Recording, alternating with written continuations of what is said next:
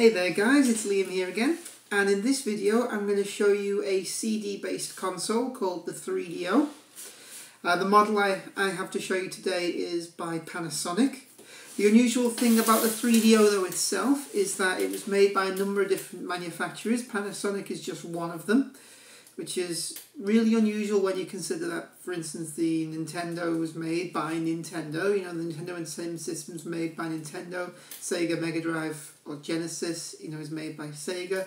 But the 3DO was made by, it was obviously designed by the 3DO company, but it was manufactured by a number of different manufacturers. So someone could have the Panasonic 3DO, which is the one that I've got, and there are a number of other manufacturers as well that made the system. I'm not going to go into too much detail about that because, again, like I've said in previous videos, that's too much of a history lesson and I don't want to get bogged down with that. I really just want to show you the system itself. Now, the 3DO itself was released in 1994, at least over in Europe and worldwide. There may have been a Japanese-only release, maybe slightly earlier, I'm not too sure. The thing about the 3DO is that this is where it becomes a bit of an odd system. You see, most console manufacturers design them to be quite, not cheap, but they were sort of given away, and the manufacturers that made the systems really intended to make their money back by the games that they were sold. It's the same with Nintendo, Sega, etc. I'm not saying that they gave the systems away, but they intended to make their money back on the hardware sale by the software sales for the games. Now, due to some licensing issues and things like that, which again I'm not going to go into a great detail about, it didn't quite work that way with the 3DO, which meant that the hardware itself, the manufacturers that made them had to make a profit on the hardware itself, and it made the 3DO an extremely expensive system to have. For instance, the American price was for it at the time, back in the 90s, was around $599. When you compare that with a couple of $100 for, say, I don't know, a Super Nintendo or something like that, there's a massive difference there. And if we compare it, I don't know what the UK price was, in fact, because this is actually a system I've had to acquire. I acquired it about 15 years ago, but it's not a system that I had when I was a kid.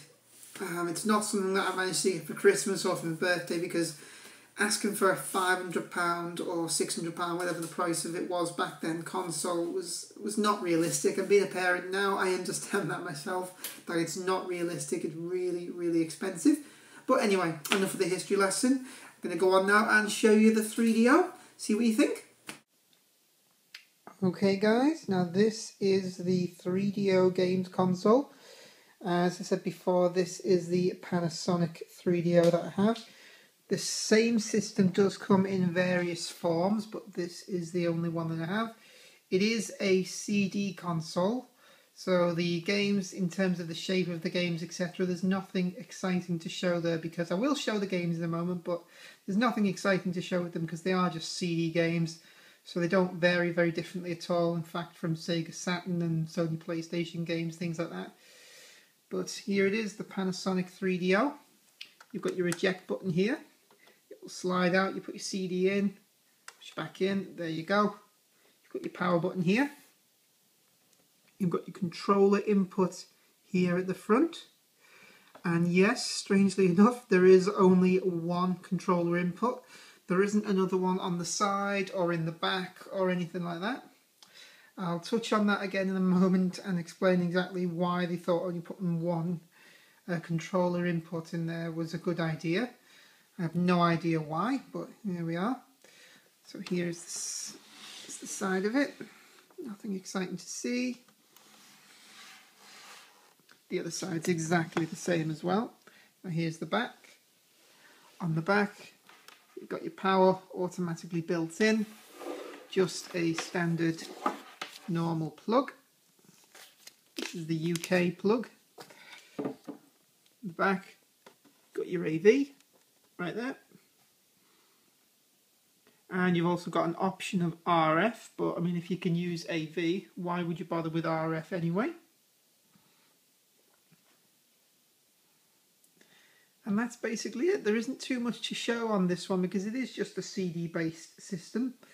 But moving on now to the controllers, and I'll show you a little bit more about those. Okay guys, here is one of the 3DO's controllers. As you can see from the era that they came from, the 90s, it looks pretty much standard to a normal controller. It looks very similar to a Mega Drive controller, or if you're watching from North America, a Sega Genesis controller, but it looks pretty standard. You know, you've got your 1, 2, 3, well, your ABC buttons, you know, 1, 2, 3, ABC, whatever. You've got those buttons there. You've got your start, pause, stop button, your D-pad. You've even got similar-ish controllers to the PlayStation here, you know, where you've got your left and right buttons on the top. Now, here's both controllers 1 and 2. Now, here is where the unusual thing comes in with the fact that the 3DO, and it's only got one controller input on the front. Now, for some reason, this is exactly the same on all the different variations of the 3DO that were available. It wasn't just strictly on the Panasonic 3DO where it only had one controller input. It's the same on all the different models that were made by the different manufacturers as well. But here is the reason. You plug one controller in to the front, as you would expect. So here's, you know, the controller input. Don't really need to show you that very much. You know where that'll go, just in the front. And then you probably think to yourself, well, where do you plug the second controller in? So here's my second controller. You know, there it is there. There's the input. Where does this go so the second guy can have a go? Well, here it is. Look at that. You have to plug the second controller into the first controller. It doesn't matter in which order you do it, because there we go, they're both the same. So you have to plug one controller into another controller. I have never seen that before on any other games console. Again, as I've said in previous videos, if I am wrong and there is another games console out there that tells you to daisy chain your controllers together like that, then please let me know, but I have never ever seen that before. I have no idea what they were thinking with that, and the fact that they did it on all the different variations of the 3DO as well, why no one thought to put more than one controller port at the front. I have no idea. But that was how it had to be done. You had to plug one controller into the next controller. No idea why, even to this day. I can't find, by looking up on the internet, even I can't find any reason why they thought this was such a great idea or why this was such a great design. But the 3DO, in its day, it was okay. It wasn't exactly fantastic and didn't work out too well either, really, which is why the sequel console that was planned never materialised in the end, because the system just didn't work out. And it was because, as I mentioned at the beginning of this video, the cost of the system. I mean, you had your PlayStation around this time as well, and your Sega Saturn, which were less than half the price, really, of this one. And it was due to licensing issues why the console itself had to be so expensive so that the makers of them could make the money back. Whereas for various reasons, if you want to know the exact reasons, obviously it's easy to look up to, but I don't want to go into a history lesson on this, but for various reasons, the manufacturers had to make a profit on the console rather than like other developers where they would just get their money back on the games. It didn't work that way for the 3DO. It's just my AV lead, by the way. But that was the reason why, and this system was so expensive. I never had this one as a kid. I had to acquire this one later on, but it is still in top-notch condition. There's barely any marks on it, and it works absolutely fine. Never had a problem with it as of yet. It also plays your music CDs, which is, you know, it was a good thing back then, but your PlayStation did that as well. I'm not sure, I can't remember if the Saturn actually did that. I've never tried to play a music CD on the Saturn. It probably could, though. I think most of the CD units back then could. But yeah, that was it. That was the Panasonic 3DO. I will show you a couple of the games now that I've just managed to drag down from the loft. So here we are. Okay guys, now here are just a couple of the games available on the 3DO. These are just a basic example of what the sort of cases that they came in.